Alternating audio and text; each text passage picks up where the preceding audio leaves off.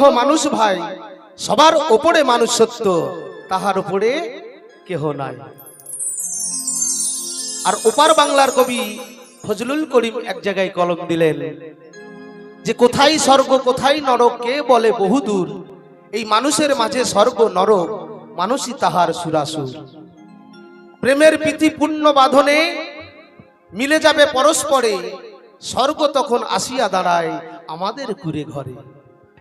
স্বর্গ কোথাও নাই মা, এই মানুষের মাঝেই স্বর্গ নরক, এই মানুষের মাঝেই সবকিছু বাবা।